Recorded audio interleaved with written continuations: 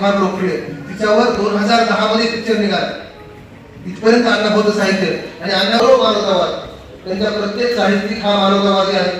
त्यांचा प्रत्येक पात्र हे झुंजार आहे, परिस्थितीशी लढतंय. गरीब असलं तरी ते दिलदार आहे. आपल्या एका भाकरीतली अर्धी भाकरी इतरांना देण्यासाठी ते नेहमी सज्ज आहे. मग अण्णाभाऊची साहित्यिक जडणघडण चालू झाली. अण्णाभाऊचं साहित्य समाजामध्ये गाजाला आणलं आणि अण्णाभाऊच्या साहित्यामध्ये खरे राज्यघटनेचे विचार आहेत. स्वातंत्र्य, समता, बंधुता.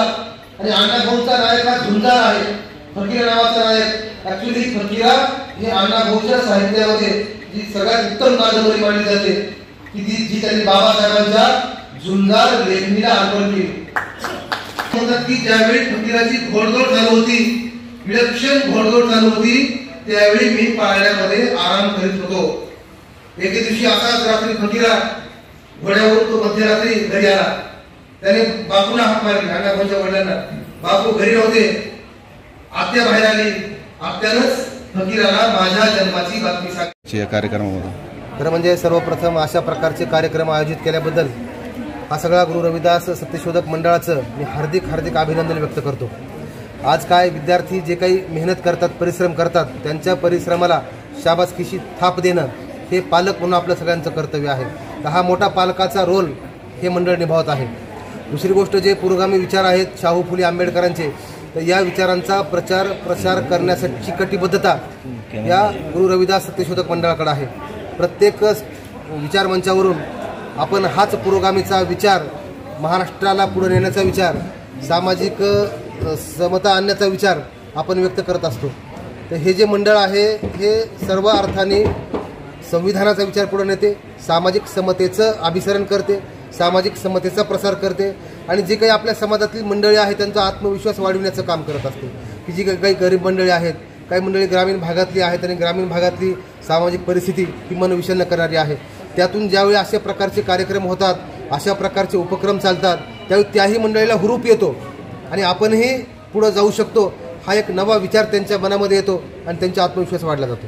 समाजामधले काही विद्यार्थी हे जे खुदकरू विद्यार्थी आहेत, जे विविध प्रकारचे IAS IPS असतील किंवा IIT असतील, नीट असेल, MBBS तत्सम परीक्षा असतील, ते म्हणजे समाजाची खऱ्या प्रकारची ॲसेट आहे. आणि समाज ॲज अ पालक, पेरेंट्स म्हणून कायम त्यांच्या पाठीशी आहे. त्या विद्यार्थ्यांना ठिकठिकाणी जिथं मोठ्या प्रमाणात ऑपॉर्च्युनिटी मिळतील त्यांना तिथं पाठविण्यासाठी समाज त्यांच्याशी नेहमीच त्यांच्या पाठीमागं आहे. आणि समाजाचा आर्थिक स्तर असेल किंवा समाजाचा बाकीच्या सामाजिक बांधिलकीचा पाठिंबा असेल हा नक्कीच या मुलांशी आहे. संयोजकों ने किया है, इसमें बहुत सारे विचार विमर्श होगा, विचार मंचन होगा. इसमें ये हमारे युवा पीढ़ी कुछ बोध लेगी, वो भी जो महापुरुषों के विचार का अनुसरण करके खुद अपने जीवन को एक नया मोड़ देगी, नया कर देगी. जी सर, आगे आपने आरक्षण की भी बात की है, तो उसमें किस तरीके से देखते आने वाली सरकार से क्या मांग है, क्योंकि इलेक्शन विधानसभा के करीब है. ये आरक्षण जो संविधान के रूप में मिला है, जेवणानंतर फॉर्म भरायचे आहेत. सर्वप्रथम आपण जेवणाचा आस्वाद घ्यावा. जो आरक्षण संविधान ने हमको दिया है उसमें बाइफर्केशन करके हर एक तबके को अलग से आरक्षण देने के एक बात सामने आई है, लेकिन वो बात अलग है क्योंकि ये जो आरक्षण देना भी है वो समाज के हर वर्ग का एक क्वान्टिफाइबल डेटा सरकार के पास होना चाहिए, तभी ये सक्सेस हो सकता है. सर, अगर ऐसा डेटा नहीं है तो ये आरक्षण का बाइफर्केशन उचित नहीं होगा. जी सर, एक मैसेज आपसे हमें ये लेना है कि जो गरीब तबके के बच्चे हैं वो पढ़ाई में पीछे रह रहे हैं. चालू है, स्कॉलरशिप है, कुछ टेक्निकल वजह से वो रुक गई है, तो जल्दी ही बार्टी से, सारथी से कोऑर्डिनेशन करके ये स्ट्रीमलाइन हो जाएगा. ओके, आपका good name sir? Ravindra Jogdand, उपायुक्त म्युनिसिपल कॉर्पोरेशन संभाजीनगर. ट्रॉफी सन्मान करत आहात. किती विद्यार्थ्याला याच्यामध्ये आपण आज सन्मानित करणार आहात? गुरु रविदास सत्यशोधक समाज आयोजित या कार्यक्रमामध्ये आज जवळपास 60 विद्यार्थी आहेत.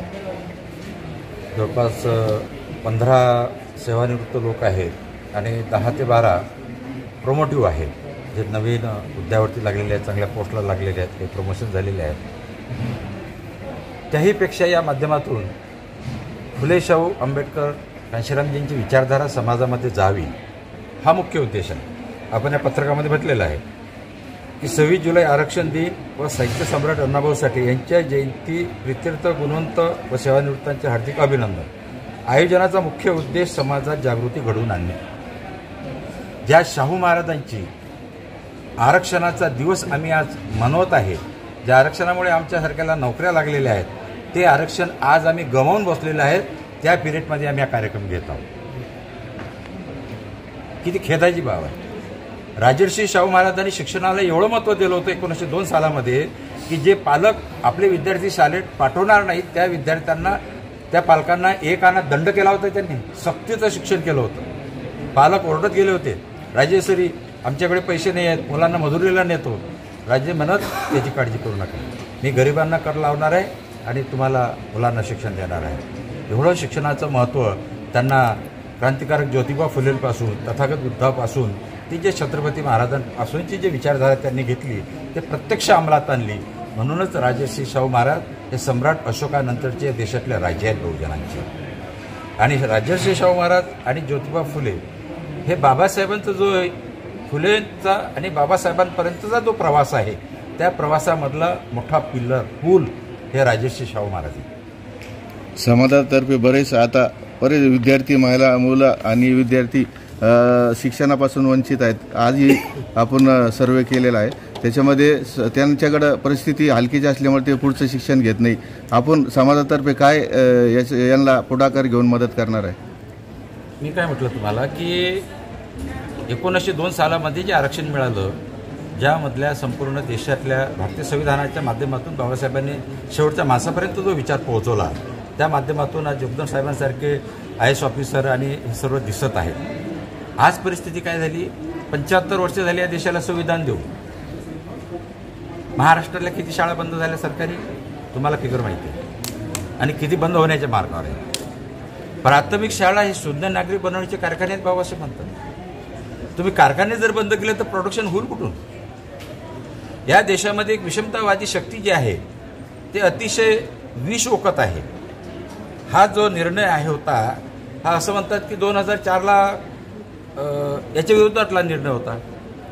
आज हा निर्णय जो दिला गेलेला आहे, आपल्याला सन्मानच करायचा आहे, आदरच करायचा आहे, याबद्दल काहीच नाही आहे. पण तो चाललाय काय देशामध्ये.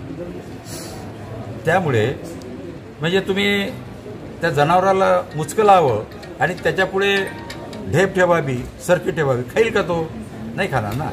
म्हणून ज्योतिबा फुले म्हटले होते, राजर्षी शाहू महाराज, बाबासाहेब, सक्तीचं शिक्षण मोफत करा, मोफत, आरोग्य मोफत ठेवा, शेतकऱ्यांना सुविधा मोफत द्या. सगळ्या जगामधल्या सगळ्या देशामध्ये भारत हा पहिल्या क्रमांकाची शक्ती राहणार आहे. कारण भारताचं नाव जगामध्ये तथागत गौतम बुद्धामुळे आहे, ज्यांचा जन्म भारतात झालेला आहे. या कार्यक्रमाच्या माध्यमातून पालक आणि विद्यार्थ्यांना काय संदेश देणार आहात? पालक आणि खास करून पालक आणि सेवानिवृत्त झालेले जे कर्मचारी आहेत की तुम्हाला ज्या भारतीय संविधानाच्या माध्यमातून ही सुविधा मिळाली. घनश्याम साहेब नेहमी म्हणायचे की तुम्ही जो फायदा हुआ आहे तो औरों तक पोहोचा.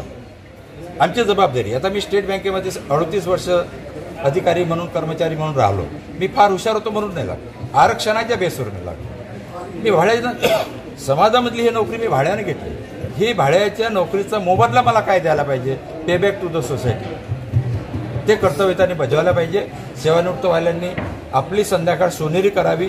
उर्वरित दिवसामध्ये जे तुम्हाला ऑफिस हाऊसमध्ये करता आलं नाही ते तुम्ही करा. खेड्यापाड्यात जा, तुमच्या ज्ञानाचा उपयोग करा.